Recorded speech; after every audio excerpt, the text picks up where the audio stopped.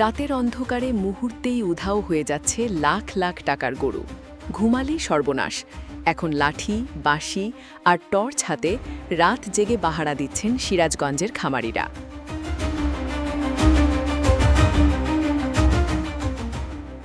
কোরবানির ঈদ যত ঘনিয়ে আসছে ততই ভয়ঙ্কর হয়ে উঠছে সিরাজগঞ্জের রাত। রাত গভীর হলেই সংঘবদ্ধ গরুচোর চক্র হানা দিচ্ছে খামারে। মুহূর্তেই ট্রাকে তুলে নিয়ে যাচ্ছে লাখ লাখ টাকার গরু। সকালে উঠে খামারিরা দেখছেন খালি গোয়ালঘর, ভাঙা দড়ি আর কান্নায় ভেঙে পড়া পরিবার। লাভের আশায় আমার সে লাভটা ভাঙিয়ে দিল। আজান পরে বাড়া এসে দেখেছে ঘরের দুয়ার কেটে মেটে একটা গরু না দুইটা গরুই নিয়ে গেছে। 2 বছর গেলে আমি গরুটার বাছুর না হলে 2 লাখ টাকার মতো বেচতে পারি।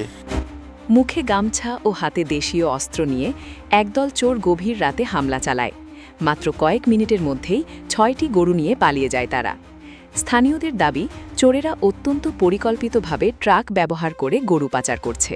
আমরা পাড়ার সবাই মিলে আমরা এই পাহারাদারের ব্যবস্থা করি। প্রতি রাতে 5 জন করে 6 জন করে আমরা ডিউটি করতেছি। একের পর এক গরু চুরির ঘটনায় এখন পুরো এলাকায় চরম আতঙ্ক বিরাজ করছে। প্রান্তিক খামারিরা বলছেন, বছরের পর বছর কষ্ট করে লালন পালন করা গরুই ছিল তাদের একমাত্র সম্বল। সেই গরু হারানোর ভয়ে এখন আর রাতে ঘুমাতে পারছেন না কেউ।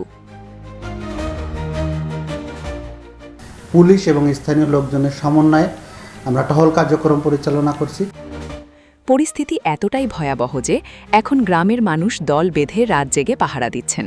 কারো হাতে লাঠি, কারো হাতে টর্চ লাইট, আবার কেউ বাঁশি বাজিয়ে টহল দিচ্ছেন পুরো এলাকা।